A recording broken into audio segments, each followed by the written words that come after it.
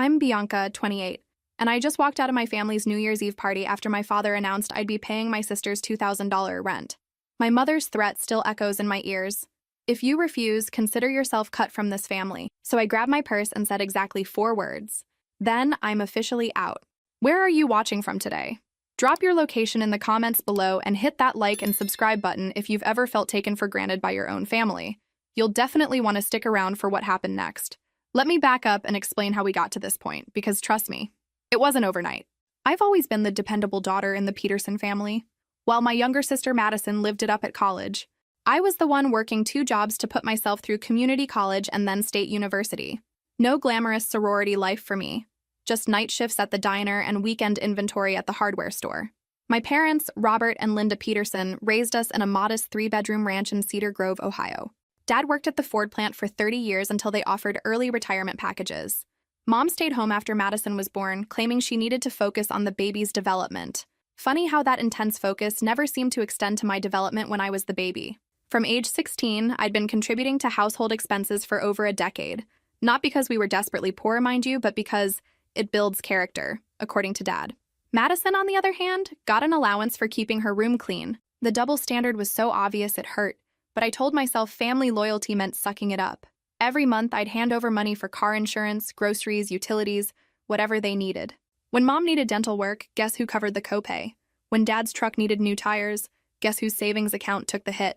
But when Madison wanted to study abroad for a semester in Italy, somehow they found $8,000 without asking me to contribute a dime. Madison needs exposure to different cultures, Mom would say whenever I questioned their spending priorities. You're so practical, Bianca.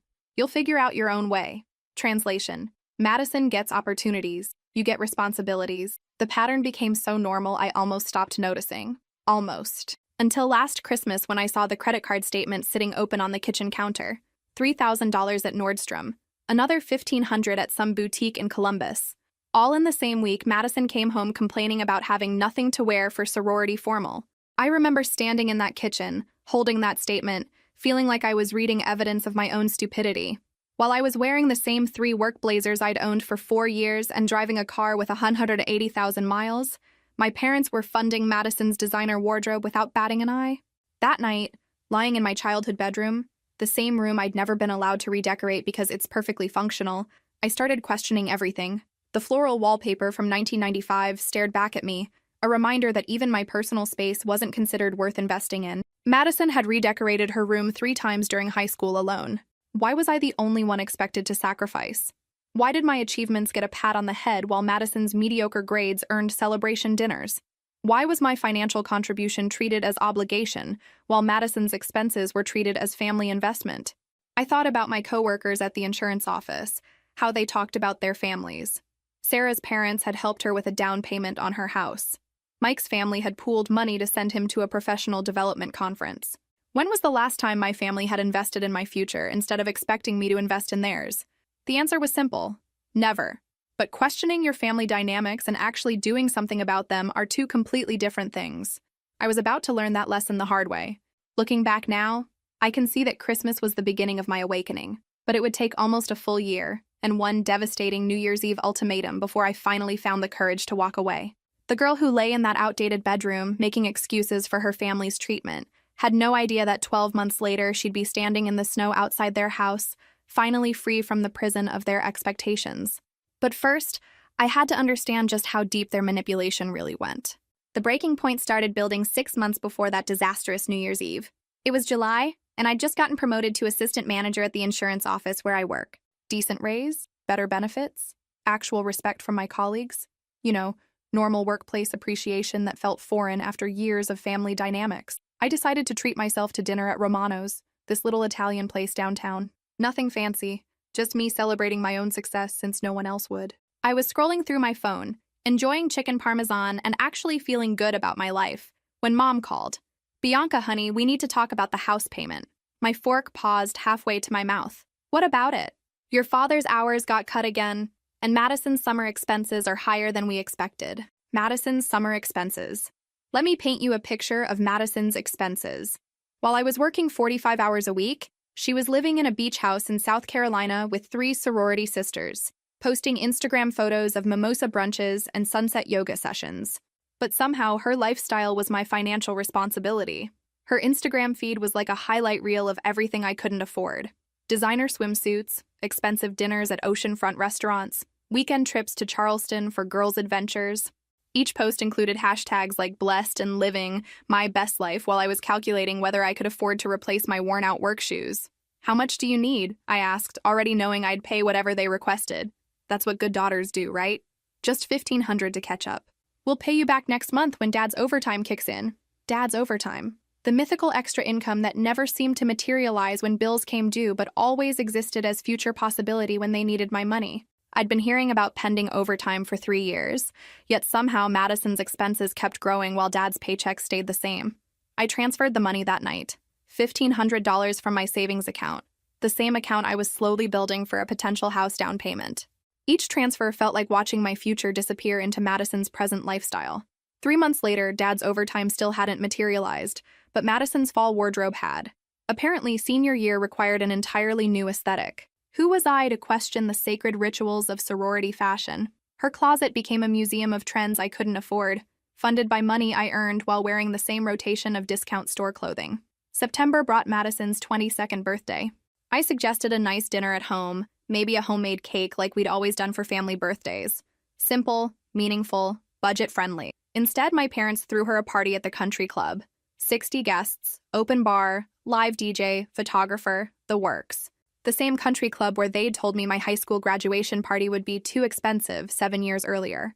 "Madison's last birthday before she graduates," Mom explained when I asked about the cost. "We want it to be special." Special.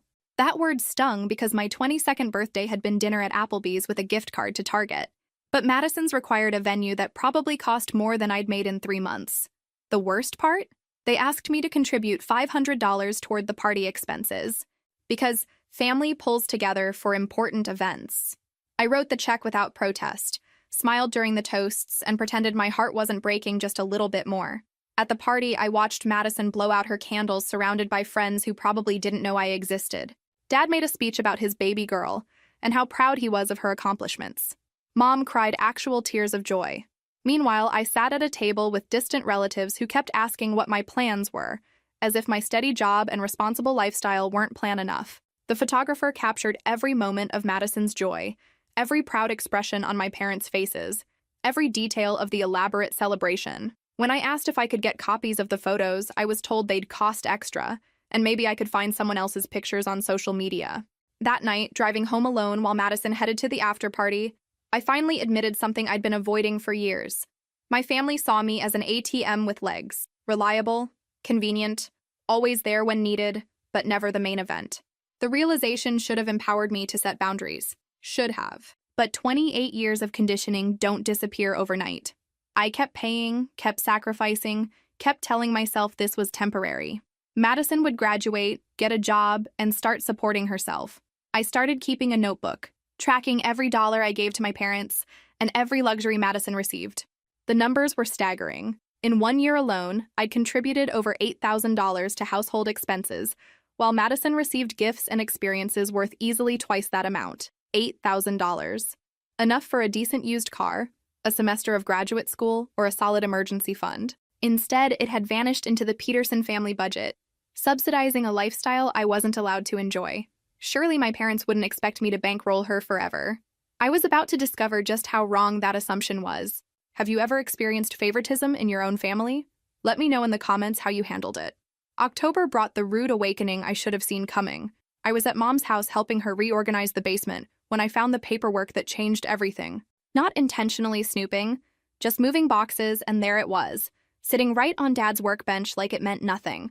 A receipt for a brand new Honda Civic. Purchase date, Madison's birthday. Purchase price, $24,000. Purchased by Robert and Linda Peterson. My hands actually shook holding that paper. $24,000. While I was contributing to household expenses and Madison's party costs, they'd bought her a car worth more than I'd make in 8 months. A car I knew nothing about. The receipt was pristine, obviously kept for warranty purposes, but seeing it felt like discovering evidence of my own irrelevance. While I'd been driving my 2015 Corolla with its suspicious transmission noise and cracked windshield, they'd quietly purchased Madison a brand new vehicle. "Mom!" I called upstairs, trying to keep my voice steady. Can you come down here? She appeared at the top of the basement stairs, flour on her apron from making Madison's favorite cookies for her upcoming visit. What is it, honey? I held up the receipt. When were you planning to mention Madison's new car? Mom's face went through several expressions. Surprise, guilt, then that familiar defensive look she got when caught being unfair. Oh, that. We wanted it to be an early graduation gift surprise. Her graduation gift. I repeated the words slowly, processing. An early celebration since graduation is still 6 months away. She needed reliable transportation for her internship applications. Madison's internship applications. Let me tell you about those essential internship applications. She'd applied to exactly 3 positions, all of them unpaid, all of them in cities with expensive housing markets where she'd need additional financial support. But somehow, reliable transportation was the priority. Not, say, helping me replace the transmission in my 2015 Corolla that had been making concerning noises for months. The internships themselves were typical Madison, glamorous titles with minimal responsibility. Social media coordinator for a boutique marketing firm, event planning assistant for a luxury wedding company, brand ambassador for a startup that sold overpriced smoothie bowls. Nothing that would actually build practical skills or lead to sustainable employment. Mom, I've been driving the same car since college. It has 180,000 miles and needs at least $3,000 in repairs. Your car still runs, doesn't it? Madison's situation is different. She's at a crucial point in her career development. Madison was a communications major with a 2.8 GPA who changed her career goals 17 times. Last semester, she wanted to be an event planner. The semester before that, a social media influencer. Currently, she was exploring opportunities in marketing, which seemed to involve a lot of coffee shop meetings that looked suspiciously like social gatherings. But apparently her nebulous career exploration justified a brand new Honda, while my actual career in insurance, complete with steady income and advancement opportunities, deserved a pat on the head and reminders about fiscal responsibility. How did you afford it? I asked, though part of me already knew the answer. Mom fidgeted with her apron strings. Your father took out a small loan. We'll manage the payments. A loan. They'd taken on debt to buy Madison a car while asking me to cover their monthly expenses. The logic was so twisted I couldn't immediately process it. Why take on car payments when you can't afford your current bills? Unless, of course, you have a reliable daughter who'll cover the difference. Does Madison know you bought this? We're surprising her at Christmas. Isn't that wonderful? Wonderful. That's one way to describe it. Another way would be financially irresponsible manipulation designed to make Madison the hero of her own story, while casting me as the invisible support system. I started doing mental calculations. Car payment, insurance increase, maintenance costs, probably another $400 monthly added to their expenses. Money they didn't have. Money they'd expect me to help cover while Madison drove around in her shiny new graduation gift, completely unaware of the financial sacrifice it represented for anyone else. The basement felt smaller suddenly, cramped with boxes of Christmas decorations and old furniture that no one wanted, but everyone was too sentimental to discard. Just like my role in this family, unwanted but considered too essential to eliminate. I folded the receipt carefully and handed it back to Mom. I need to get going. Tell Dad I'll finish the basement another time. Bianca, you're not upset about this, are you? It's not like we're playing favorites. Not playing favorites. The statement was so absurd I almost laughed. Madison's new car, expensive birthday party, subsidized lifestyle, and pending graduation celebration versus my discount store clothing, ignored achievements, and constant financial obligations. Of course not, Mom. Why would I be upset? Driving home, I did the math. Car payment, insurance increase, maintenance costs, probably another $400 monthly added to their expenses. Money they didn't have.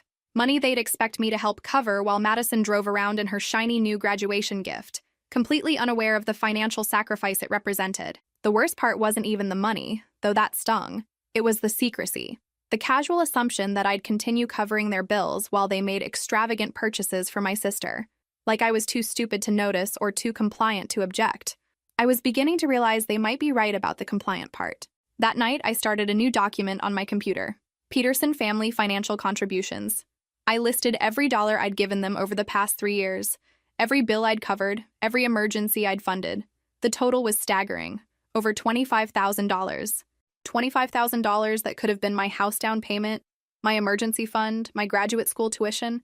Instead, it had disappeared into the Peterson family budget while Madison accumulated gifts and experiences I'd never been offered. That was about to change. November arrived with Madison's graduation announcement and my growing sense of unease about the family dynamics. She'd finally finished her communications degree, only took 5.5 years, and Mom was already planning celebration activities that would make her birthday party look modest. I was at my desk, actually having a productive day at work, when Madison called. Unusual, since she typically communicated through Mom or brief text messages about family events. "Bianca, guess what?" Her voice had that breathless excitement she got whenever good things happened to her. "Congratulations on finishing," I said, genuinely meaning it despite everything. "I know the last semester was challenging. Thanks, but that's not even the best part. I got offered a position at Sterling Communications in Columbus, entry-level marketing coordinator. It's perfect. The starting salary is around $35,000, which should be enough once I get established." Sterling Communications was one of those trendy agencies that specialized in social media campaigns for local businesses. Decent starting point for someone with Madison's major, though I suspected the entry-level salary wouldn't cover much in Columbus. I'd actually heard of Sterling Communications. They'd pitched our insurance office on a social media package the previous year. Their presentation was polished but overpriced, targeting companies who valued appearance over substance. Exactly the kind of place Madison would thrive, selling image instead of expertise. "That's great news. When do you start?" "January 2nd, which gives me time to find an apartment and get settled. I've already been looking at places near the Short North District. You know, where all the young professionals live. The Short North District, also known as one of the most expensive rental markets in Columbus. I'd looked at apartments there myself a few years back before realizing my budget was more suited to the suburbs. Young professionals. Madison's way of describing people who could afford overpriced lattes and boutique fitness classes. The same demographic she'd studied in college through her communications courses about lifestyle marketing and consumer psychology. "Have you found anything you like?" "Actually, yes. This cute one-bedroom loft with exposed brick and huge windows. The rent's a little steep, but Mom and Dad said they'd help until I get established." Of course they did. Mom and Dad, who'd been asking me for monthly financial contributions, had already committed to helping Madison with expensive Columbus rent. The same parents who'd claimed they were financially stretched had apparently found room in the budget for their youngest daughter's metropolitan lifestyle dreams. The loft Madison was describing sounded exactly like the Instagram-worthy spaces she'd been pinning on Pinterest for months. Exposed brick, industrial fixtures, floor-to-ceiling windows, all the trendy features that added hundreds to monthly rent but looked amazing in social media posts. "How steep is steep?" I asked, though I suspected I already knew. $2,000 a month, but it includes utilities and it's walking distance to work. Plus the building has a fitness center and rooftop deck. $2,000. My mortgage payment was $1,200, and I'd considered that a stretch when I bought my place. Madison's first apartment would cost more than most people's entire monthly budget, but somehow this seemed reasonable to my parent. The building amenities Madison mentioned were the kind of luxuries I'd never considered essential. A fitness center I'd never afford to join separately. A rooftop deck for entertaining friends I rarely had time to see because I was always working or contributing to family expenses. "Sounds like V got everything figured out." "Well, mostly. Mom and Dad can help for a few months, but Dad's still dealing with reduced hours. They mentioned you might be able to contribute something too, just until I get my first few raises." There it was. The expectation delivered as casually as discussing the weather. Madison hadn't asked if I could help, or whether I was in a position to assist. She'd simply been told I would contribute to her living expenses, and she was calling to coordinate the details. "Madison, I'm already helping with household expenses here." "I know, and we all appreciate that, but this is temporary. Just until I get established in my career. Just until." Those words had preceded every financial request I'd received for the past 3 years. Just until Dad's overtime kicked in. Just until the insurance claim was processed. Just until Madison finished school. The temporary assistance had become permanent obligation, and now it was expanding to cover my sister's independent living expenses. Sterling Communications probably paid around $35,000 annually for entry-level positions before taxes. After deductions, Madison would take home maybe $2,400 monthly. If I covered her rent, she'd have that entire amount for food, transportation, entertainment, shopping, and savings. Meanwhile, I'd be subsidizing her lifestyle while struggling to maintain my own. "Let me think about it," I said, knowing I was stalling. "Of course, no pressure. I just wanted to give you a heads up so you could plan your budget." Plan my budget. Around her lifestyle choices. The assumption that my financial planning should revolve around Madison's expenses was so ingrained in family thinking that she stated it matter-of-factly. After the call ended, I sat at my desk staring at my computer screen without seeing it. The pattern was so clear now I couldn't ignore it anymore. Every time Madison reached a milestone that should have meant increased independence, my family found new ways to make her my financial responsibility. Her college education had been funded by my parents' sacrifices and my contributions. Her social activities were subsidized by my monthly payments to the household. Her transportation was covered by the car my parents had taken out loans to purchase. And now her first apartment would be partially funded by my continued support. At what point would Madison actually support herself? At what point would my parents stop asking me to subsidize their financial gifts to my sister? At what point would I stop being the family ATM and start being treated like an equal daughter? I started calculating what helping Madison would actually cost me. $2,000 monthly for rent, plus she'd probably need assistance with deposits, utilities setup, furniture, and moving expenses. Easily $20,500 monthly for the first few months, then the ongoing rent contribution indefinitely. $20,500 monthly, almost my entire take-home pay after taxes. I'd be working full-time to fund Madison's Columbus lifestyle while living on credit cards and hope. Those questions were about to be answered at New Year's Eve. I just didn't know it yet. December flew by with Madison's graduation celebration consuming all family attention. The ceremony itself was nice. I genuinely felt proud watching her walk across the stage. Whatever issues I had with the family dynamics, my sister had accomplished something worthwhile. The aftermath, however, was exactly what I'd expected. Dinner at the fanciest restaurant in town, a party at the house with extended family, and gift presentations that made Christmas morning look understated.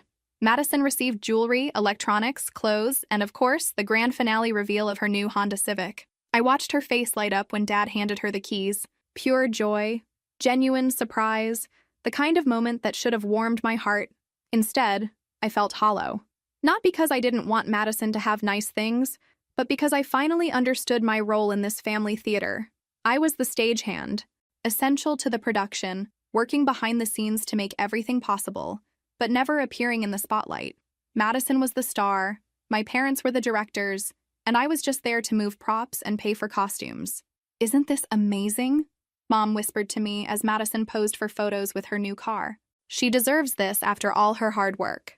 Her hard work. I bit my tongue instead of pointing out that I'd worked 2 jobs through college while Madison's biggest challenge had been choosing between sorority rush events. But family harmony mattered more than accuracy, right? The graduation party featured a slideshow of Madison's college memories, sorority formals, spring break trips, study abroad adventures in Italy, summer internships that looked more like extended vacations. Each photo represented experiences I'd never had, opportunities I'd never been offered, memories I'd helped fund but never shared. Extended family members gushed over Madison's achievements and bright future. Aunt Carol mentioned how proud they all were of Madison's academic success and career prospects. Uncle Jim talked about the importance of families supporting young people's dreams. Nobody mentioned that some dreams are more supported than others. The next week, Madison started apartment hunting in earnest. She'd drive down to Columbus in her new car, touring places that cost more than my monthly take-home pay.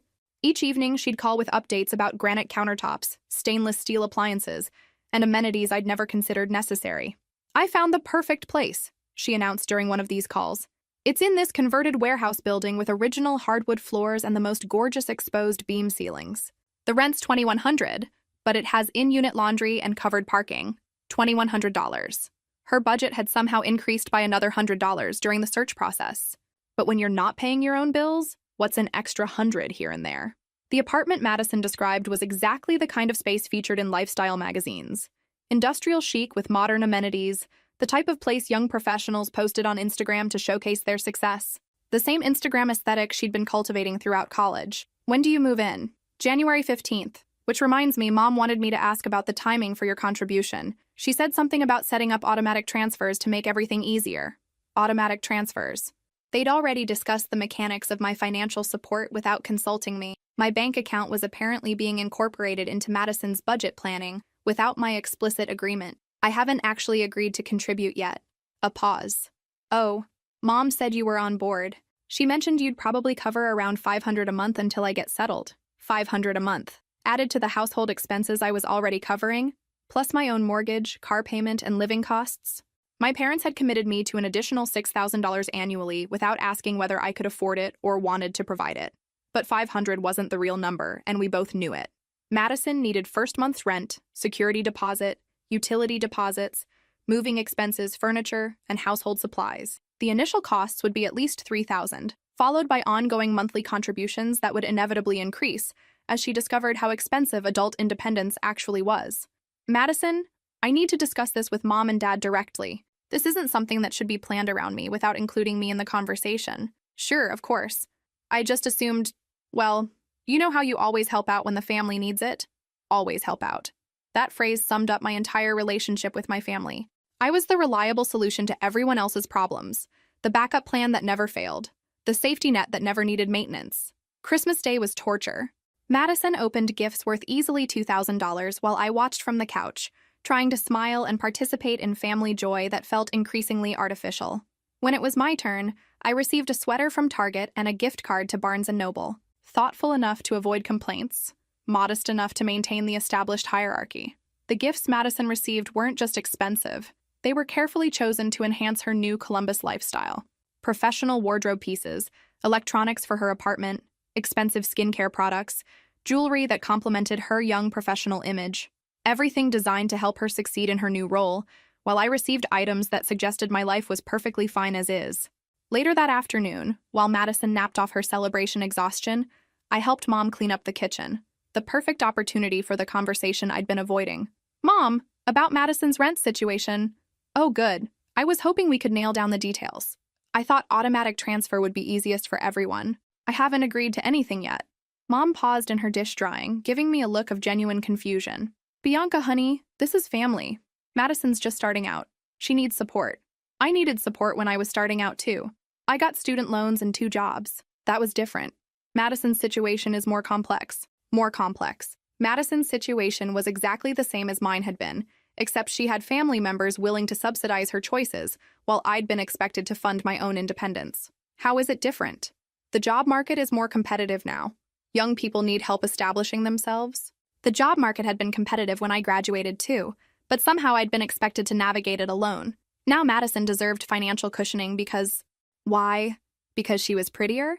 Because she'd chosen a more creative major? Because my parents had decided she needed protection while I needed character building? I'll think about it, I said, using the same stalling tactic I'd employed with Madison. Mom's expression shifted slightly, the first hint that my compliance might not be guaranteed. Bianca, this isn't really optional. Family supports family. Family supports family, unless you're the family member doing all the supporting. The next week passed in a blur of Madison's apartment preparations, and my growing dread about the New Year's Eve confrontation I could feel approaching. Because that's what it would be. A confrontation disguised as a family discussion, where my refusal to fund my sister's lifestyle would be painted as selfishness. December 31st arrived with snow falling and my stomach in knots. Time to find out whether I had the courage to finally say no. New Year's Eve at the Peterson house was always a small affair. Just immediate family, champagne at midnight, and optimistic talk about fresh starts and new possibilities. This year felt different from the moment I walked in the door. Madison was practically glowing, excited about her new job and apartment. She'd already bought decorations for her place, planned a housewarming party, and created Pinterest boards for her future lifestyle, the life that was partially dependent on my financial contributions. The house was decorated with the same New Year's Eve supplies we'd used for years: silver streamers, gold balloons, and those cheap party hats that never stayed on properly. Everything looked festive and familiar, but underneath the celebration, I could feel the tension building toward the conversation I knew was coming. Dad opened champagne early, around 9 o'clock, citing his advancing age and need for reasonable bedtimes. We sat in the living room with our glasses, the Christmas tree still twinkling in the corner, everything looking picture-perfect for family celebration. "I want to make a toast," Dad announced, standing with his champagne flute raised. "To new beginnings, new opportunities, and family supporting family through life's transitions." We raised our glasses dutifully. Mom beamed at Madison, who was practically bouncing with excitement about her upcoming independence. I took a sip of champagne and waited for the real conversation to begin. "Speaking of transitions," Dad continued, his tone shifting to business mode, "we need to discuss Madison's living situation in Columbus." Here it came, the moment I'd been dreading and anticipating for weeks. The family meeting disguised as a toast, the financial planning presented as inevitable rather than optional. "Bianca, starting February 1st, you'll need to contribute $2,000 monthly toward Madison's rent. She's overwhelmed with starting a new job and deserves family support during this challenging time." $2,000. Not the $500 Madison had mentioned, not partial assistance, the entire rent payment. My parents expected me to pay for my sister's apartment while she kept her full salary for personal expenses. The number hit me like a physical blow. $2,000 was more than half my monthly take-home pay. Added to the household expenses I was already covering for my parents, it would leave me with barely enough to cover my own mortgage and basic living costs. I looked at Madison, expecting surprise or protest at this inflated amount. Instead, I saw a satisfied smile playing at the corners of her mouth. She'd known. This had been planned, discussed, agreed upon without my input. Again, the smile told me everything. Madison wasn't just passively accepting help. She'd actively participated in planning how much of my income would be redirected to fund her lifestyle. The sister I'd been supporting through college had been plotting with our parents to expand my financial obligations. "That's her entire rent," I said, my voice sounding strangely calm despite the storm building inside me. "Madison needs time to establish herself professionally," Mom added, her tone suggesting this was obvious. $2,000 isn't that much for someone with your salary. $2,000 wasn't much. The casual dismissal of such a significant amount revealed how completely they'd lost sight of my financial reality. Or maybe they understood perfectly and simply didn't care because my sacrifice enabled Madison's comfort. I looked around the room at my family's expectant faces. Dad confident in his authority, the same expression he'd worn when assigning me chores as a child. Mom convinced of her reasoning, already planning how to explain this arrangement to extended family. Madison excited about her subsidized independence, probably already mentally decorating her Columbus loft with furniture I'd be helping to fund. None of them seemed to grasp the magnitude of what they were asking. $2,000 monthly meant I'd have no emergency fund, no savings, no financial security of my own. If my car broke down or I had a medical emergency, I'd be financially devastated while Madison enjoyed her fully funded fresh start. "If you refuse," Mom said, her voice taking on the threatening tone she used when family loyalty was questioned, "consider yourself cut from this family." The ultimatum landed like a slap. Pay for your sister's lifestyle or lose your family entirely. 28 years of being the reliable daughter, the contributing member, the one who always said yes, and this was my reward. A threat of abandonment if I finally said no. The threat wasn't idle either. I could see it in their faces. The genuine belief that my refusal would be such a betrayal of family values that I'd deserve permanent exile. In their minds, my financial support wasn't generosity, but obligation, and my compliance wasn't appreciated but expected. I stood up slowly, setting my champagne glass on the coffee table with deliberate care. My hands were steady, my voice was steady. Everything about me was steady except my heart, which was breaking just a little bit. "Then I'm officially out." The words came out clearly, without the tremor I'd expected. After months of internal conflict and growing resentment, the decision felt surprisingly simple. They'd given me a choice: fund Madison's lifestyle or lose my family. I was choosing my financial future over their manipulation. I grabbed my purse from the hall table and walked toward the front door. Behind me, I could hear Madison starting to cry, and Mom's voice shifting into comfort mode. "Calm down, sweetie," Mom was saying. "She'll change her mind. She always does." I paused with my hand on the doorknob. She'll change her mind. She always does. That's what they thought of me. Not a person with boundaries or self-respect, but a reliable resource that might occasionally malfunction but would always return to proper functioning. The statement revealed everything. They'd made this ultimatum confident that I'd cave under pressure, apologize for my selfishness, and agree to whatever terms they set. Because that's what I'd always done before. Complained quietly, then complied completely. I opened the door and stepped into the snowy night, closing it firmly behind me. For the first time in my adult life, I'd said no to my family. The cold air hit my face as I walked to my car, snow crunching under my feet. Behind me, the warm glow of the house windows looked inviting, but I didn't turn around. Inside, my family was probably already planning how to guilt me into changing my mind. They didn't understand yet that something fundamental had shifted. The reliable daughter who'd funded their lifestyle choices for years had finally reached her breaking point. Tomorrow would bring consequences they'd never imagined possible. The real question was whether I had the strength to keep saying no when they realized I was serious. What do you think will happen next? Drop your predictions in the comments below. The next morning, I woke up with the strangest feeling, like I'd been holding my breath for years and could finally exhale.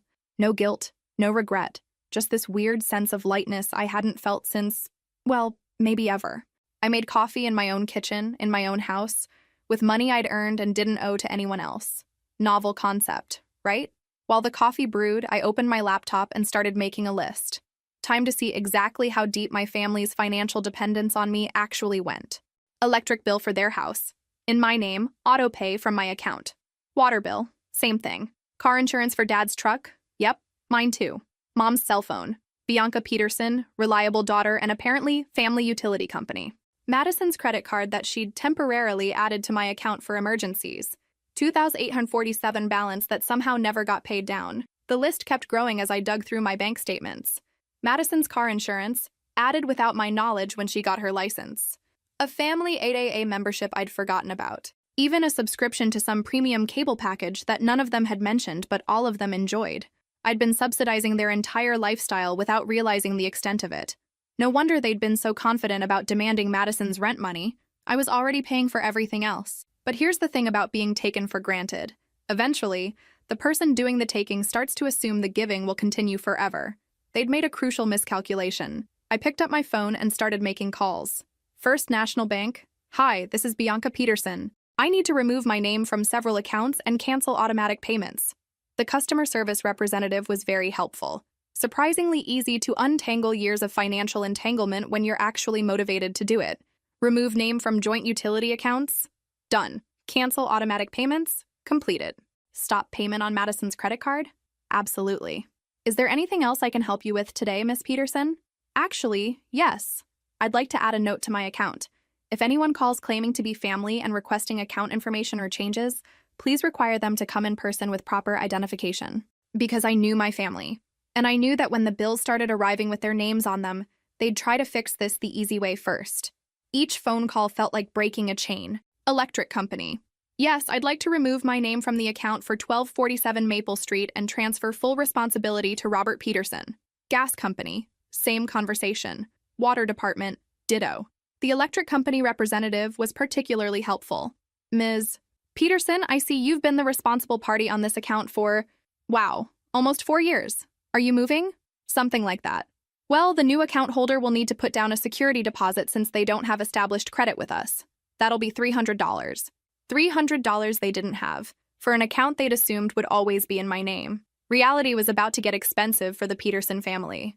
By noon, I'd successfully extracted myself from their financial web. For the first time in over a decade, my bank account was truly mine. My credit was truly mine. My financial obligations were truly mine.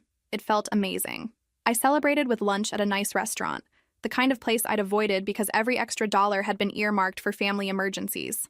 As I sat there enjoying salmon and actually good wine, I calculated how much money I'd have each month without their expenses. Almost $1,500. $1,500 I could save, invest, or spend on myself without guilt. I could finally replace my ancient laptop, fix my car, maybe even take a vacation that didn't involve visiting family. The freedom was intoxicating. My phone stayed silent all day. No calls from Mom asking about utility payments. No texts from Dad about his truck insurance. No panicked messages from Madison about her credit card being declined. But silence in the Peterson family never lasted long. Around 6 p.m., my phone started ringing.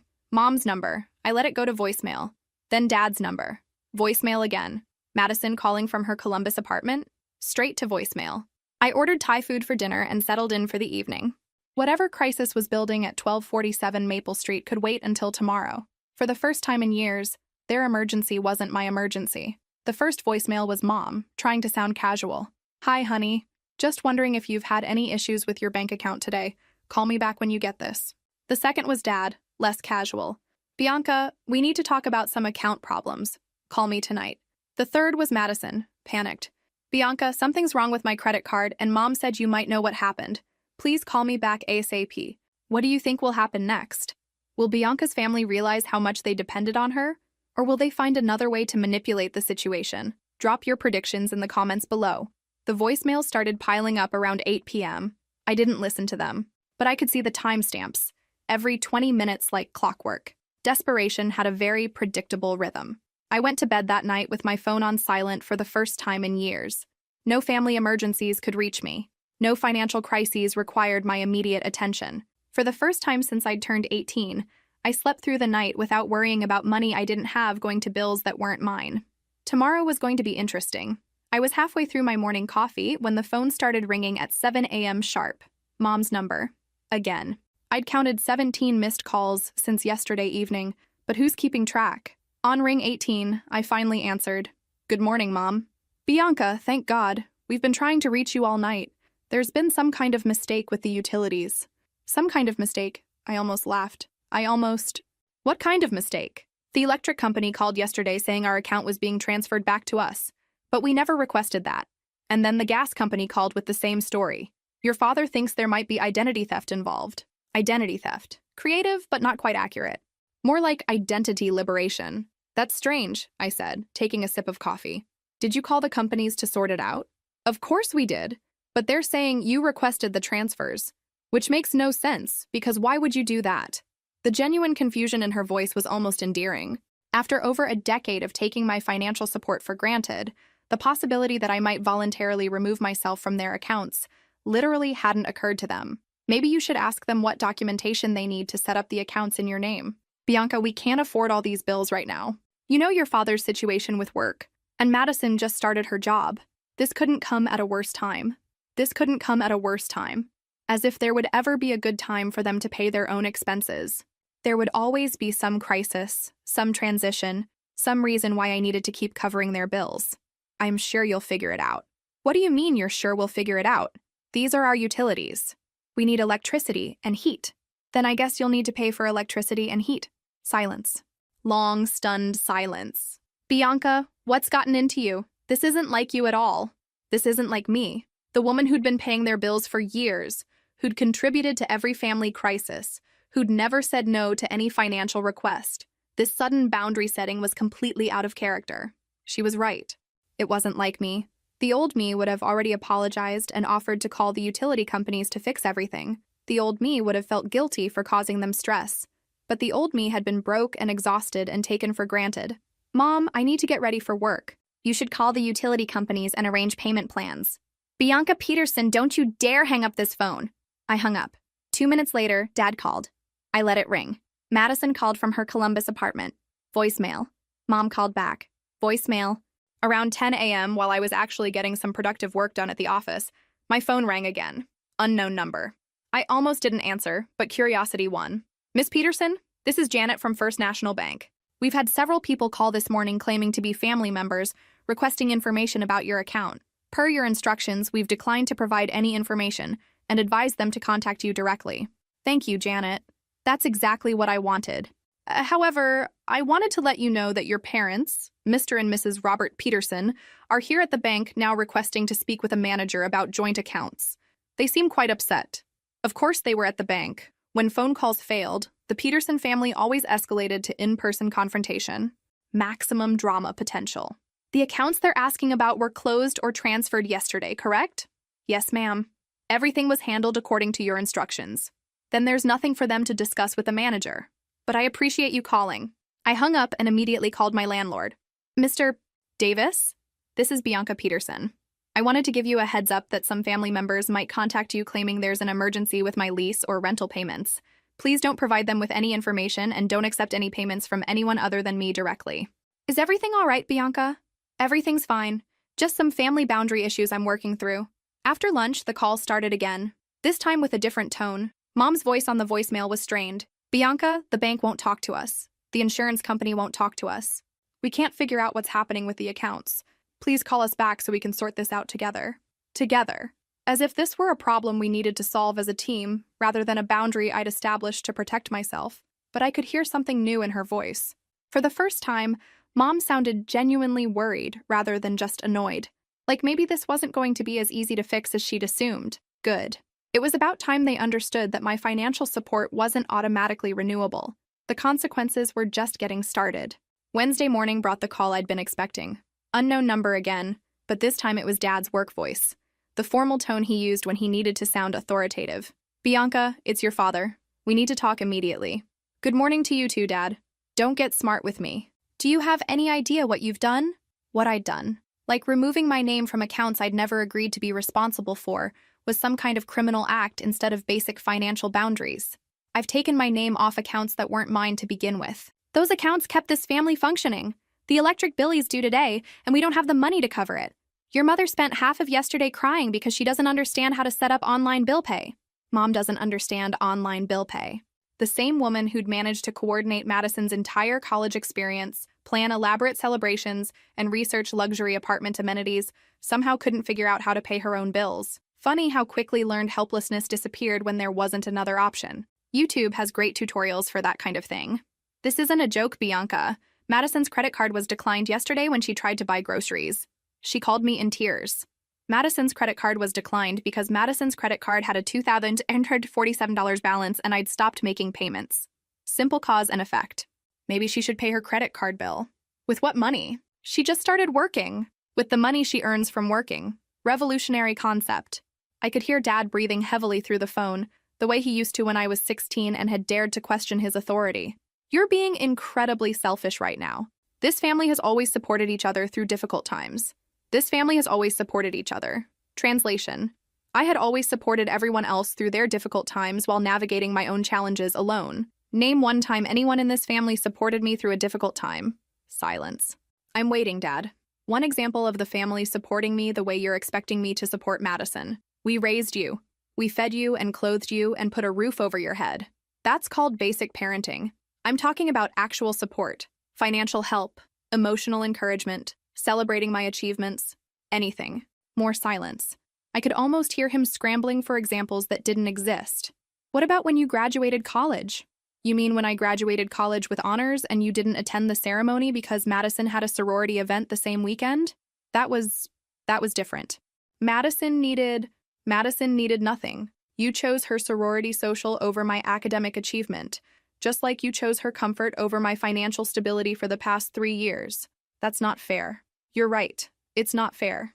It's been wildly unfair to me for years, and I'm done accepting it. Around noon, my phone rang with Mom's number, but Madison's voice came through instead. Bianca, it's Madison.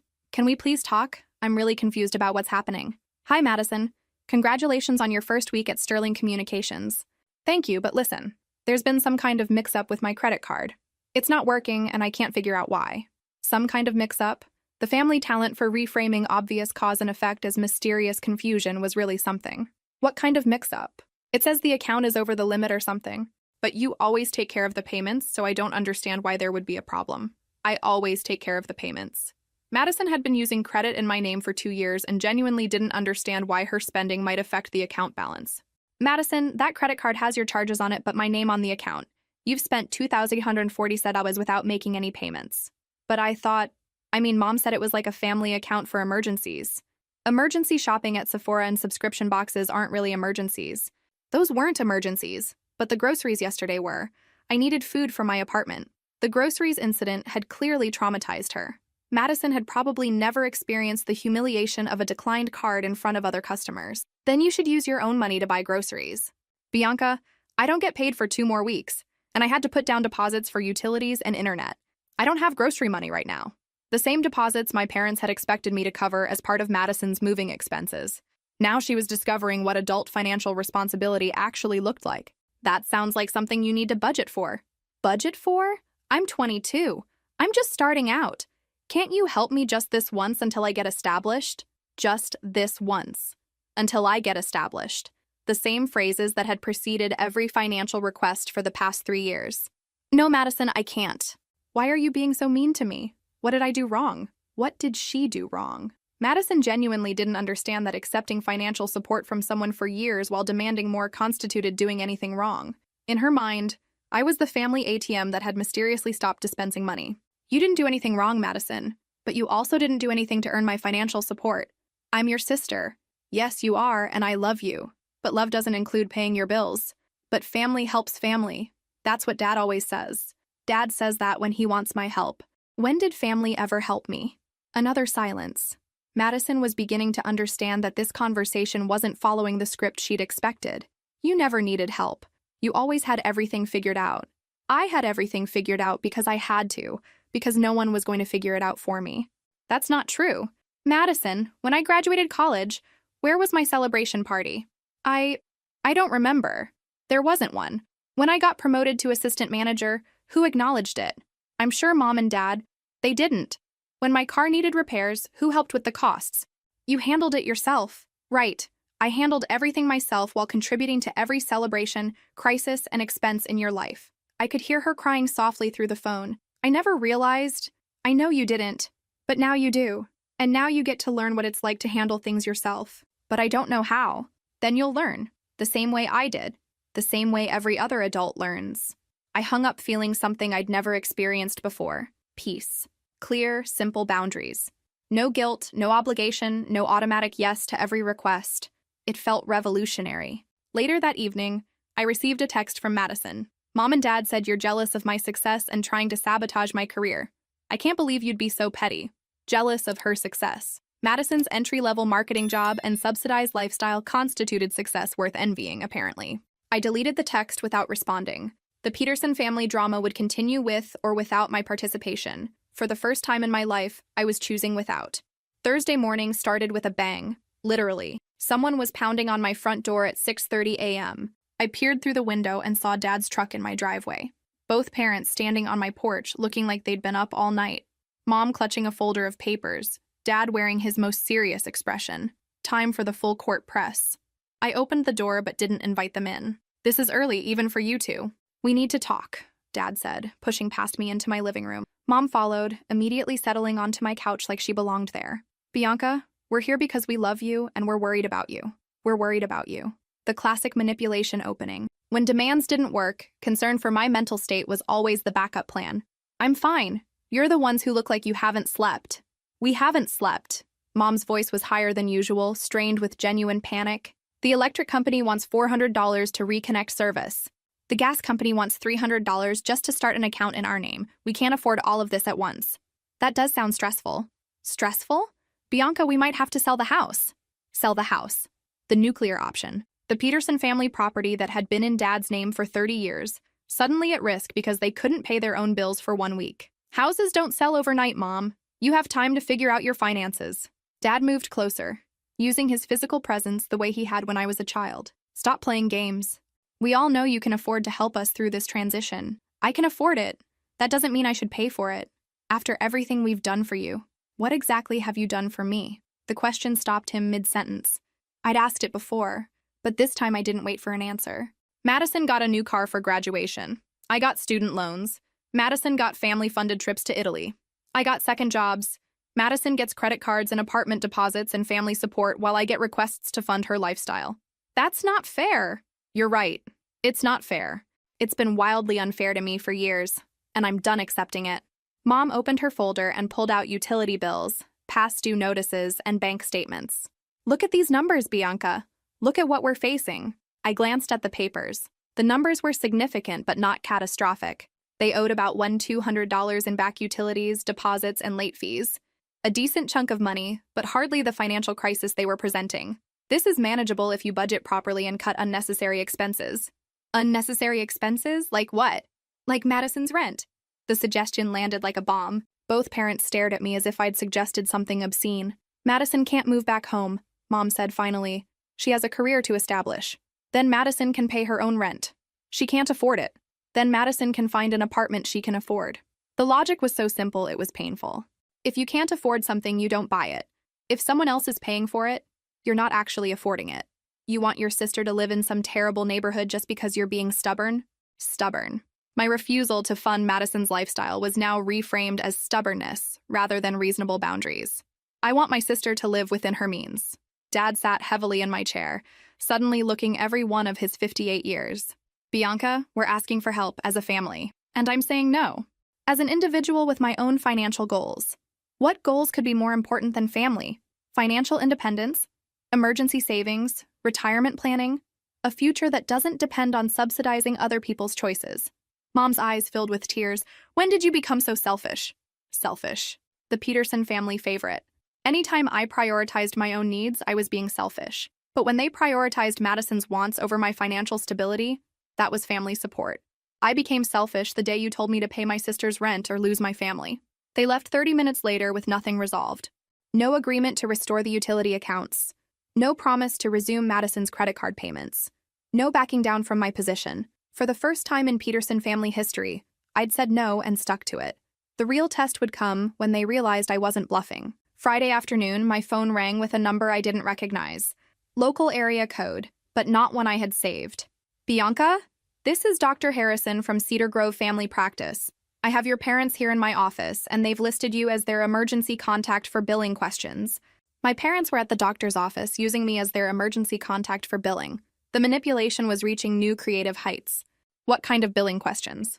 Well, it appears their insurance premium payment was returned for insufficient funds, and they're concerned about coverage for your mother's prescription refills. Insufficient funds for insurance premiums. I closed my eyes and did the math. Health insurance was probably $600 monthly for both of them, another expense that had likely been automated from my account without my explicit knowledge. Dr. Harrison, I'm not responsible for my parents' medical bills or insurance payments. They'll need to handle this directly with your billing department. Oh, they seem to think you manage their healthcare expenses. They were mistaken. After I hung up, I pulled up my bank statements from the past year and started searching for any charges I might have missed.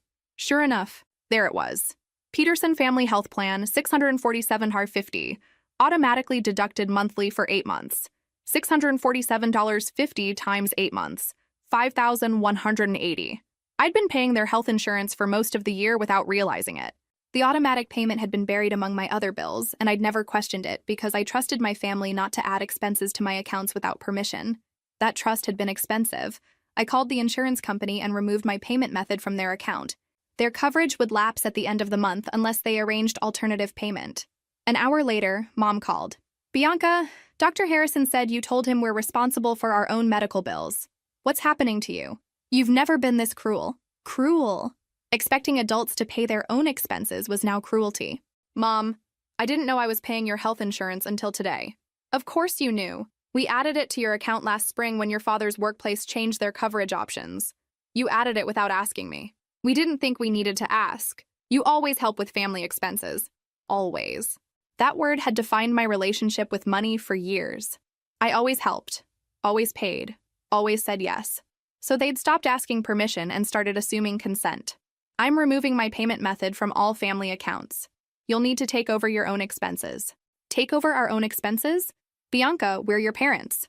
Which means you should be financially independent, not dependent on your daughter. We're not dependent. We're just going through a temporary rough patch. Temporary rough patch. The same rough patch that had lasted 3 years and would somehow continue indefinitely unless I kept subsidizing it. Then you should be able to handle a temporary rough patch without my money. What about Madison? She's counting on you for rent support. Madison is counting on her own income to pay her own expenses. Like every other adult in America. She's your sister. Yes, she is. And I love her. But I don't owe her money because we share DNA. The conversation continued for 20 minutes, circling through the same arguments with increasing desperation. Family loyalty, temporary assistance, cruel selfishness. I'd heard it all before. But something had shifted in Mom's voice by the end. Less anger, more resignation. Like she was finally beginning to understand that I wasn't going to change my mind. Fine, she said finally. Be selfish. But don't come crying to us when you realize what you've thrown away. What I'd thrown away. The opportunity to work extra hours to pay my sister's rent. The privilege of subsidizing my parents' lifestyle while struggling to maintain my own. The joy of being taken for granted by people who claimed to love me. I was beginning to think I'd thrown away the right things. Saturday morning brought the call I'd been expecting, but dreading. Bianca, it's Madison. Mom said you're not helping with my rent anymore. That's correct. But I already signed the lease. I committed to this apartment based on family support. Then you committed to something you couldn't afford.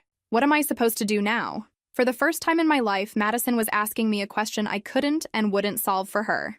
Figure it out, Madison. You're an adult with a job. Adults with jobs pay their own rent. But I can't afford this place on my salary alone. Then find a place you can afford. You're ruining my life. I'm returning your life to you. What you do with it is up to you. The revolution was complete. The Peterson family ATM was officially out of order. 2 weeks later, I was having breakfast when my phone rang. Mom's number, but her voice sounded different, defeated, exhausted, older. Bianca, we need to talk. Can you come over? About what? Please. Just, can you come over? I'd been expecting this call since the day I walked out on New Year's Eve. The Peterson family had finally hit rock bottom, and they needed their reliable daughter to fix everything. Again. But when I pulled into their driveway, something looked different. Madison's Honda Civic was gone. I found my parents sitting at the kitchen table surrounded by paperwork and looking like they'd aged 5 years in 2 weeks. Dad's shoulders were slumped in a way I'd never seen before. Mom's eyes were red-rimmed but clear. The kitchen looked different too. Clean, organized, like they'd been spending time actually taking care of their own home instead of managing Madison's various crises from a distance. Where's Madison's car? Dad cleared his throat. We returned it to the dealership yesterday. Returned it? We couldn't afford the payments without your help, Mom said quietly. We realized we made a terrible mistake. made a terrible mistake. In Peterson family language, this was as close to an apology as I'd ever get. What kind of mistake? All of it. Dad's voice was barely above a whisper. The car, the apartment expectations, the way we've treated you for years, the way they'd treated me for years. This conversation was heading in a direction I hadn't expected. Madison called last night, Mom continued. She screamed at us for an hour about ruining her life and embarrassing her in front of her coworkers because her car got repossessed. Repossessed? Not repossessed. Returned. But Madison told everyone it was repossessed because it sounded more dramatic. Dad rubbed his forehead. She said you were jealous and manipulative and that we should cut you out of the family permanently. Madison had called me jealous and manipulative. The sister who'd been driving a car I'd indirectly funded while living in an apartment I'd been expected to pay for had decided I was the problem. She said we'd ruined her reputation at work, Mom added, that her colleagues would think less of her if they knew her family couldn't afford to help her maintain her lifestyle. Madison was more concerned about her colleagues' opinions than her family's financial stability. Somehow this didn't surprise me. What did you tell her? We told her she was wrong, Mom said firmly. We told her that you'd been supporting this family for years while she'd been taking advantage of our generosity and your sacrifices. Your sacrifices. Mom had finally said it out loud. My financial contributions hadn't been family support. They'd been sacrifices that enabled other people's comfort. Madison didn't like that assessment. Madison hung up on us and said she never wanted to speak to any of us again until we apologized to her and bought her another car. Dad's voice carried a mixture of sadness and resignation. She said we were failures as parents for not being able to provide for our adult daughter's needs. So what happens now? Dad leaned forward, meeting my eyes for the first time since I'd arrived. Now we ask for your forgiveness. And we ask if you'd be willing to help us figure out how to manage our finances responsibly. Help them manage their finances responsibly. Not pay their bills, but help them learn to budget and prioritize. What about Madison's rent? Madison's rent is Madison's problem, Mom said, with more steel in her voice than I'd heard in years. We called her landlord and explained that we wouldn't be contributing to her expenses anymore. She has 30 days to figure out her own solution, and if she can't afford the apartment, then she'll have to find one she can afford, or find a roommate, or move back home and follow house rules like any other adult child living with parents. House rules. The same rules I'd followed as a teenager while Madison had been given unlimited freedom. She won't be happy about that. Madison hasn't been happy about anything that required her to take responsibility for herself, Dad said. We should have seen it years ago. I stayed for 2 more hours, helping them organize their bills and create a realistic budget. It turned out they could afford their basic expenses if they eliminated Madison's costs and managed their money carefully. The car loan they'd canceled by returning Madison's Honda, the insurance premiums, utility deposits, and late fees they'd have to pay from their own savings. It would be tight for a few months, but manageable. We owe you more than an apology, Mom said as I was getting ready to leave. We owe you thousands of dollars and years of appreciation we never expressed. Why did you treat us so differently? Because you were so capable and independent. We thought you didn't need our help. And because Madison was always demanding attention and support, we thought she needed more from us. Mom's voice cracked slightly. We took your strength for granted and enabled Madison's helplessness. The squeaky wheel gets the grease. Exactly. But we were wrong. We should have been supporting your dreams instead of funding Madison's demands. We should have celebrated your achievements instead of expecting them. We should have protected your generosity instead of exploiting it. For the first time in my adult life, my parents were acknowledging the reality of our family dynamics. It felt surreal. What changed your minds? The past 2 weeks, Dad admitted. Trying to manage our own bills for the first time in years. Realizing how much work you'd been doing behind the scenes. Understanding that Madison's lifestyle was completely unsustainable without your subsidies. And seeing Madison's reaction when the money stopped, Mom added. She didn't ask how we were managing or whether we needed help. She just demanded to know when the support would be restored. 3 months later, Madison found a roommate and moved to a cheaper apartment across town. She bought a used Toyota and stopped calling the family except for holidays. She never apologized for anything, but she also stopped expecting anyone else to solve her problems. When she did visit, she was polite but distant, treating family gatherings like obligatory social events rather than genuine connections. It was sad, but not surprising. Madison had never learned to value relationships that didn't provide material benefits. My parents learned to manage their own finances and started treating me like their daughter instead of their personal banker. Dad got a part-time job at the hardware store to supplement his reduced hours. Mom started cooking at home instead of ordering takeout and discovered she actually enjoyed meal planning and budgeting. They began asking about my life, my goals, my interests, topics that had been overshadowed by family financial discussions for years. For the first time, I felt like I had parents who were genuinely interested in my well-being rather than just my bank account. And me? I started saving money, planning for my own future, and learning what it felt like to be valued rather than just useful. 6 months later, I had enough saved to replace my aging car. A year later, I put a down payment on a small vacation cabin in the mountains, something I'd dreamed about for years but never thought I could afford. The Peterson family ATM was permanently closed, but the Peterson family was finally learning how to function without one. Most importantly, I learned that setting boundaries doesn't destroy relationships. It reveals which relationships were worth preserving in the first place. If this story resonated with you, make sure to like and subscribe for more stories about family dynamics and finding your backbone when you need it most. Sometimes the best gift you can give your family is teaching them to stand on their own 2 feet. Have you ever had to set financial boundaries with family? Share your story in the comments below.